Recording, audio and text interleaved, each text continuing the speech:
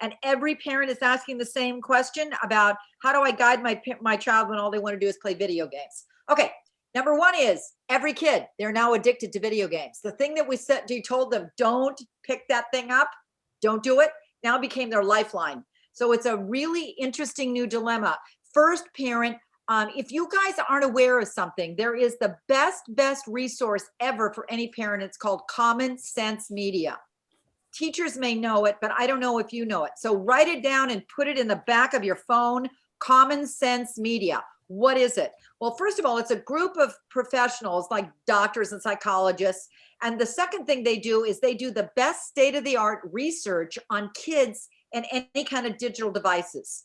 I mean, phenomenal research. So you get a trend of how is this normal? Is this not normal? How much should my kid be playing? They give you recommendations. The second thing they do, and put this in the back of your list forever and tell every other parent this, is that anytime a new digital device comes out, like a new game or a movie or a video game, you can go to it and it's like a gold standard. It'll tell you it's appropriate, it's not appropriate. Here's the ages it's good for, here are the ages it's not good for. So the first thing is Common Sense Media is also concerned about the rise in video games.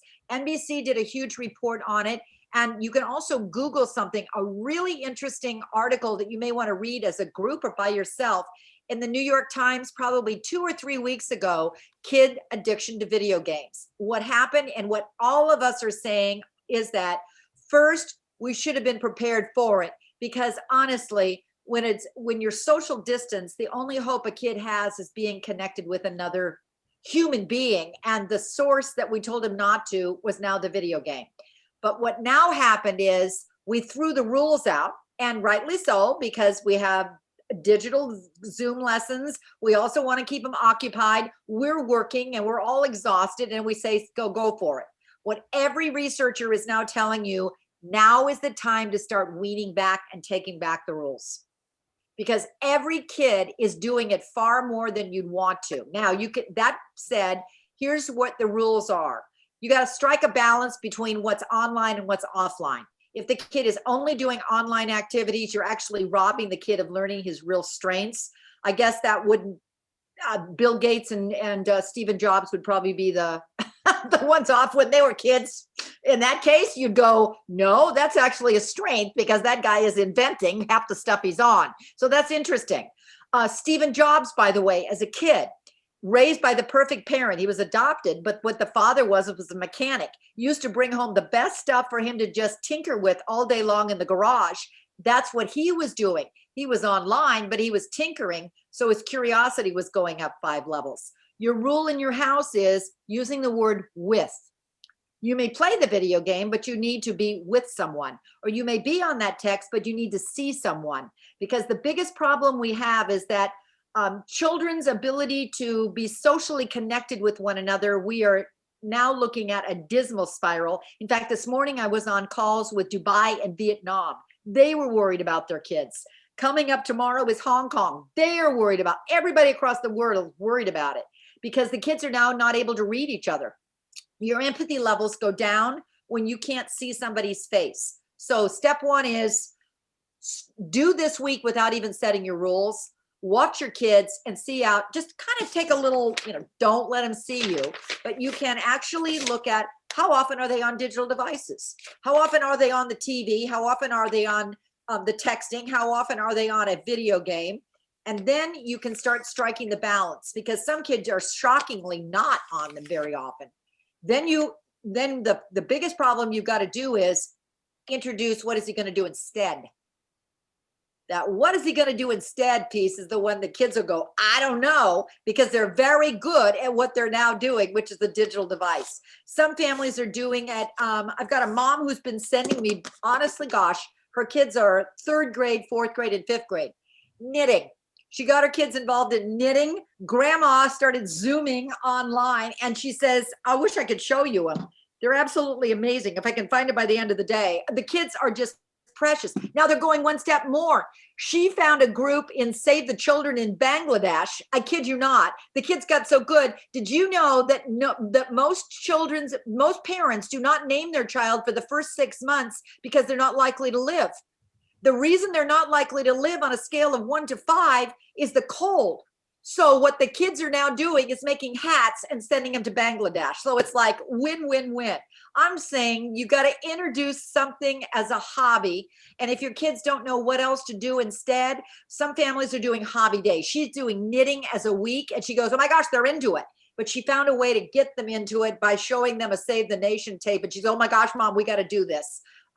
Some dads are doing, okay, I'll do woodworking.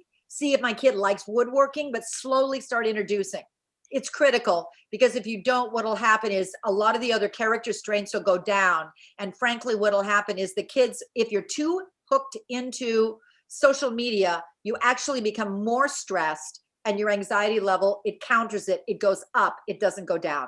The final thing, and then I promise I'll shut up, but this, you got me on a topic that I'm like, wow. The other thing about it is watch your child when he's doing anything. And ask yourself the key of whether he should continue or not. Is it healthy? Does it enhance him, make him more confident, or see any of those strengths? Are they blossoming, or is it countering and going down?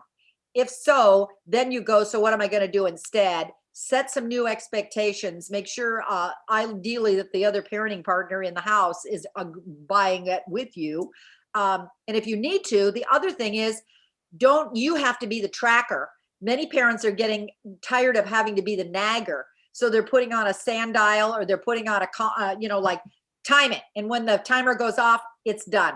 So with the kids becomes their own timer. So you don't have to start being the one who's the nagger. Thanks for the question. I bet you're not going to ask me another one. No. So real quick, a follow-up to that, which came up in our discussion was, see if I can remember it correctly.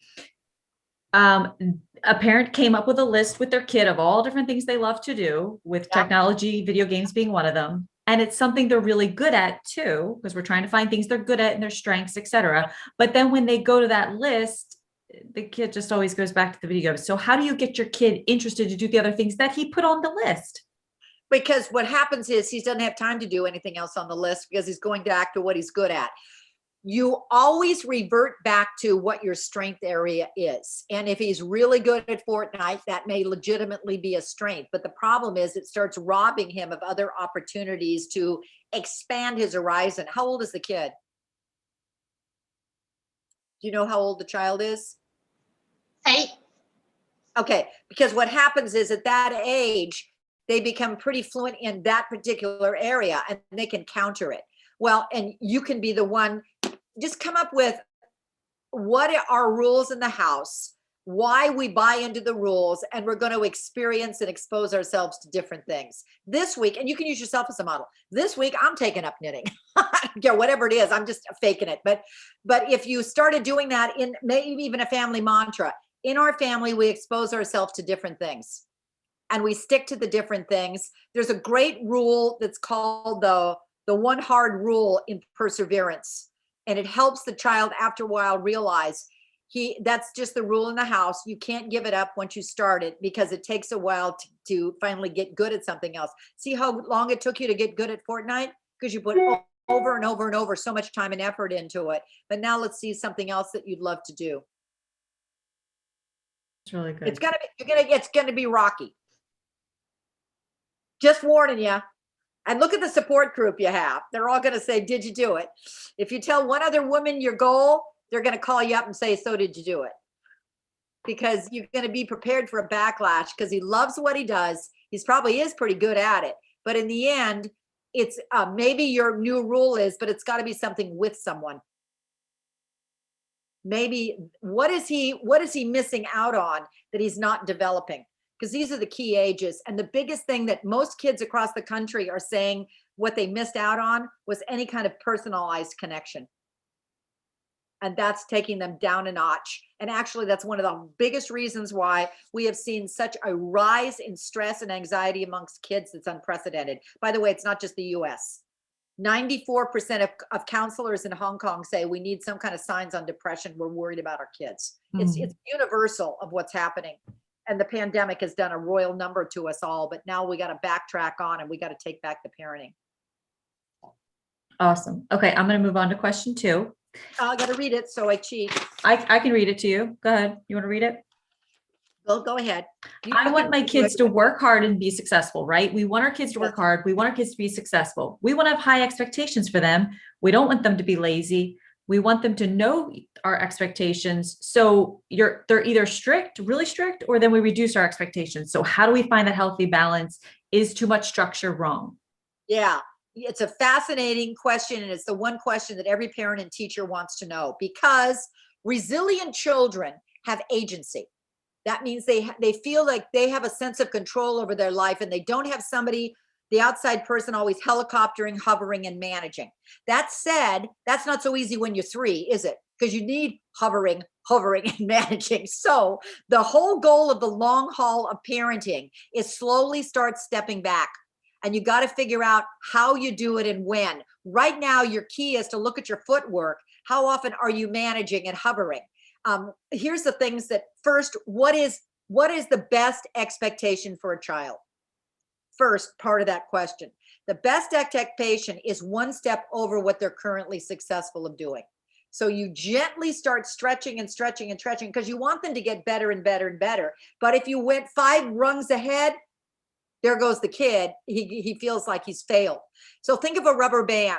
Your goal is to, whatever task it is, keep stretching the child, stretch like a rubber band, but don't snap him. That's number one. That's expectations. That means that in certain cases, you're going to have to connect with the teacher to find out what he's capable of. Or the soccer coach, how long can he maintain? Or focusing. If he was only able to do it for 5 minutes yesterday, he's not going to be able to do it for 25 minutes today. It's one step more. That's the first key. So put that down in your line. In terms of structure, you got to figure out what your kid needs. Some kids are a little, unbelievable. They don't need structure. They don't like structure, and they say they don't anyway. By the way, more creative kids are a little looser on it. If you put too much structure in it, it's like when you get to that chapter 5, it backwalls. So that once again, this is the darn parenting test. You got to watch your child for the first week right now and say, how much does he need when you say structure? Is that me or rituals and routines? Because if you find yourself, here's the classic of the kindergarten mom at kindergarten who's saying, the kid's driving me crazy, because the kid, during whatever the problem is, mom has to sit there the entire time. And it's exhausting because she knows the kid is slightly capable of it. So what does mom do? This is the rule. She gently starts stretching back.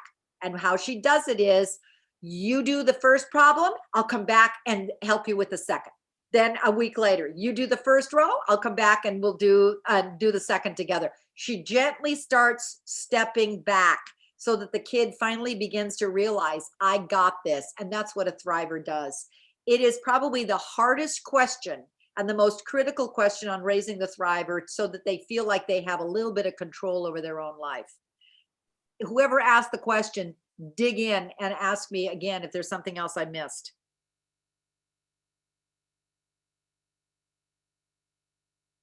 Okay. There's one thing in there that I think it's in perseverance, which you probably haven't gotten to, but perseverance, because you really need the beginnings of these before you can get there. It really says to watch your footwork.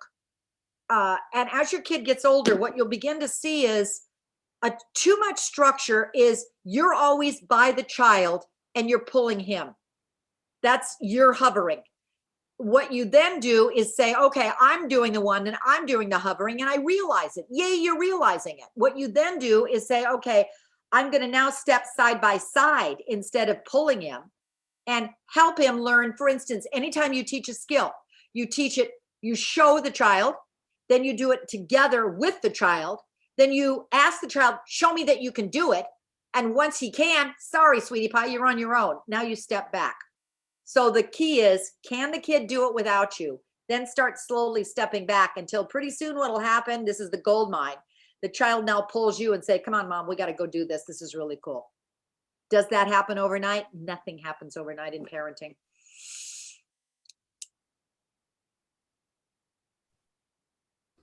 That's awesome.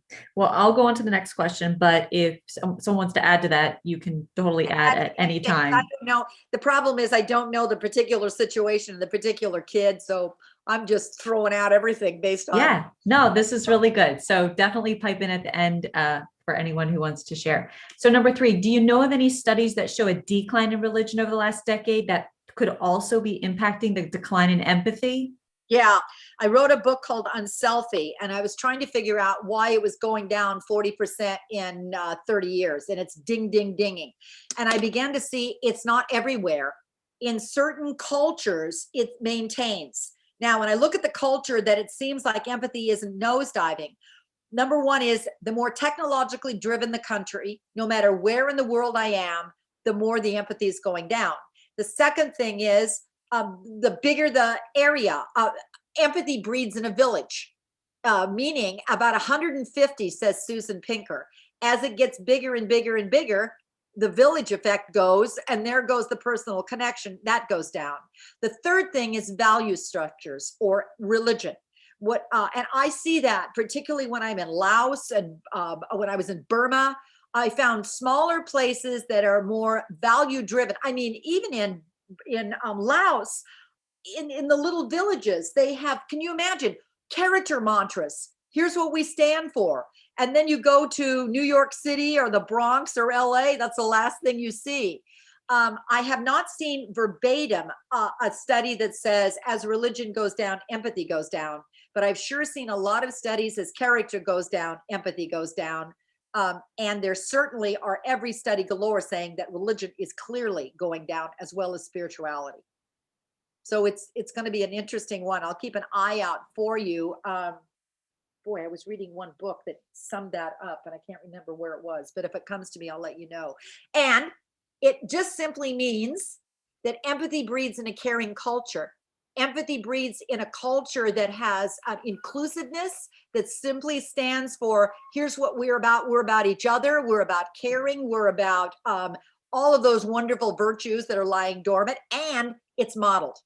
So when you look at a great big huge city, you walk around and you go, who's the kid looking to in order to see somebody model character or empathy? I go to a small village, any place in the world, I mean really small villages, and it's profound. The smallest village I've ever been to in my life is the Gobi Desert in the middle of Mongolia. And I go driving up to a school that is the size of, a one-room schoolhouse. Where would you see this? This is the example of this. I drive up and kids come running to the car. Where have you seen kids come running to the car? Their first thing is, hi, how are you? And they start trying to introduce themselves.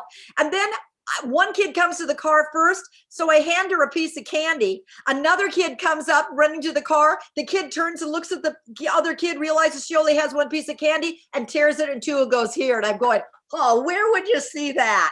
So it means that we need to tune up our own modeling and what we're doing, because examples our children are seeing, I think, are frankly atrocious for children. I think adults are behaving very, very badly. And it's why we need to point it out in children's literature, pointing out in ourselves, watch the movies and films our kids see, because it really does make a difference. And that caring connection piece is going down, but man, do schools do a good job of it. You can create a caring, inclusive school environment. Classrooms, when you walk into a classroom, you can see, is this an inclusive, caring place, just because of how the teacher has been breeding it, and then the kid goes out the door.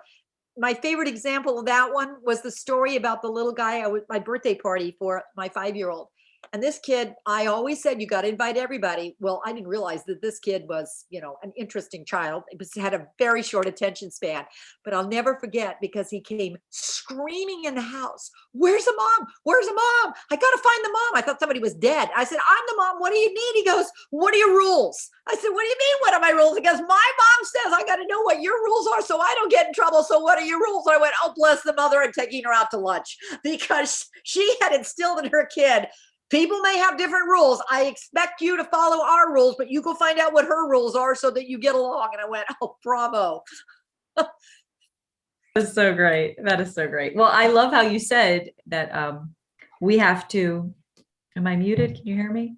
No, I can hear you. Okay. So you said that adults need to model it. So that very simple fact that you said that, I went into school the next day and the teachers were having a gene day to raise money for the Kind to Kids Foundation. And I Oh, usually never tell the kids, it's just something we do every month. So it's just something that is, but on purpose, I said on the announcements, and the teachers are wearing jeans today because we choose a donation every month and only because you said that, it made me say it to the kids. They need to hear that. They need to hear that the staff in this building have a heart to give to others. And it was so cool. Like one little thing just made it change the next love day. that. See what that And is? That was intentionality. Be intentional about being kind or pointing it out or showing yourself as the example or pointing it out in books and literature. And my gosh, she sure was unkind, but not in our family. We're kind. If you keep talking about it, it's sort of built in. Sorry, keep going. no, that's all I was going to say. But you would love our book club every week because Michelle, everyone here is sharing something that they read from your book and literally how they're changing what they're doing in the next week. This is so powerful. So before I forget and give you an opportunity to say, thank you so much for all your research, all your years of studying and putting this together. It is changing all the lives on this call. And we all have our circle of friends that it's going to impact. So thank you. Oh, thank you. Go tell my editor. Okay, give me his email. Okay, so here's a little interesting one. As a Okay. teacher, I have a student who thinks they are better than others. How do I help them to realize we all have strengths? Comparing is not the way. How do I help this child move in the right direction? How do I help them in a positive way? Is that student taught that at home, that they are better than others? How do we help parents read your book and learn the healthy approach in this area? Oh, love that one. If you can find that answer, let me know. The key is that, I mean, the most fascinating research on this one was from Ohio State University. And they clearly said how we praise our children, and we should be praising our children, but how we praise our children either increases narcissism or empathy. The narcissism with the kid is, I'm superior, I'm better than you. So the answer is that if you always praise in comparison, or you got this and he got that, or always praising every little thing that's the outside quality. They, oh, I love your jeans. You look so good in that today, as opposed to thank you for being so kind-hearted. The character traits on the inside. What they're discovering is that parents, by the way, we do that because we love our kids desperately and we think we're helping to increase their self-esteem. So that, in all fairness, we got written the wrong thing because everybody got on the self-esteem bandwagon and said, praise the kid to death. In reality, it doesn't raise the confidence. So step one is you can gently halt the child. Anytime the child does something, yes, you're good at this and he's good in that. That would be one thing. Start, but not in front of the whole group. But if he's always comparing himself to something, then it would be, yeah, everybody's got their strengths. You're good at this and she's good at that. Or you're good at this, what is she good at? So because too often they start focusing in on not only their strengths and don't see the other side. Usually it is something that has been praised or you're so special. And as a result, it really stymies the child after a while because it's not it isn't something that is going to win him friends. It doesn't influence people because he starts feeling I'm better or I'm superior. It is fine for each kid to know what their strengths are and to acknowledge them. But it is not good if you always compare yourself and rank yourself in order. So maybe what you do is take him to how you revert that is first watch your praise. Second of all, I wouldn't as a teacher point it out to the parent, but maybe what I would do is subtly, like I would do, is put a little newsletter. This month, we're going to talk about confidence. I found this fascinating piece of research on how to praise kids that was mind-boggling. And it just says if you flip this way, you not only have a happier child who's more resilient, but also a kid who's got authentic confidence. Here's how to praise the right way. So it may be giving the subtle way to show a different approach, because many parents, unfortunately, don't know another way. We've been told that, or we've been modeled that approach, and it backfires. Yes, so true. So it was you're either how we praise our children either increases narcissism or what was the other word? Narcissism or self-absorption. I'm better. So it's comparison. Or empathy, which is feeling with the other person. Okay. Awesome. Thank you. And kids who are more popular. fascinating. We've looked at kids who really do. And by the way, kids don't need 50,000 friends. That's overrated. But they do need a couple of loyal buddies. But children who do have buddies, that social competence instills resilience in them. Smile a lot more, which has been tough with masks, but you can wave. You smile with your eyes. That's okay. Smile with your eyes. You can do a thumbs up. They also encourage others. And that's the piece that usually the kid who's being praised like this doesn't do nearly enough. So you can, let's go encourage another. Let's go do a high five for him. Let's go tell him good job or you tried your best, because that's not comparing yourself to him. That's feeling with the other person. And that may way to be the subtly to take it down. And they also say hello a lot more. It's fascinating. 3 little ordinary things that they do, because kids who want friends want kids who aren't the superior type, that are kids who are actually the friendlier, how you doing kind of a kid. Awesome. All right. So number 5, what's the line between confidence and superiority? Maybe you touched on that a little. How do we build confidence in our kids, but not let them feel or act superior than others? I think the thing about confidence is that it's a quiet. Superiority is you can see it. It's the bragging kid who's always trying to one up the other kid or put the other kid down or let you know that this is what I'm good at. It's that I'm just saying that in the real extreme. But a confident child is more quiet in their approach. They don't need to let everybody know. It's a quiet inner confidence, and that is absolutely powerful in terms of resilience, because he has that quiet ability to recognize his strengths and accept his weaknesses. He doesn't have to blare it out to the rest of the world. He clearly knows his strengths, and I'm not saying stop helping your kid develop his strengths, but when it's one-upmanship to the other child, that becomes actually stressful, because you spend more time comparing yourself to the other kid as opposed to what we have in common. Remember, the empathetic kid is not why you're better or how you're different, but what you're having same. And then this one, I'm going to try to explain it just so if you understand it. Reading the ideas in this book has been hard at times because it requires sharing things that we might feel and think privately. And it's kind of making us be a little bit more open about maybe what we're feeling inwardly. Is there something that could help a parent move them through this in some way? Does that make sense? A little bit. I guess some things that what throws me is the word sharing, because that means sharing to another. Is that sharing in yourself? Reading the ideas are hard at times because it requires sharing things that are felt and thought privately. I would never ask you to share something that you think is private. Okay. Oh, I see. So your feelings levels. Okay. The only reason that a parent would one suggestion. Oh, let's backtrack. And thank you for that. So let me see if I can clarify that. When you get to empathy and self-control have a multiplier impact. So empathy is the ability to feel with yourself plus with others, meaning it's you need emotion vocabulary in order to not only identify your stress signs and those in others, but also feel with another. You can't go, oh, she really looks upset, I'm going to go do something about it, unless you have those feelings. What we do know is that many parents, parents are more likely to first share their feelings with their daughters than their sons, starting at age 2. We know that.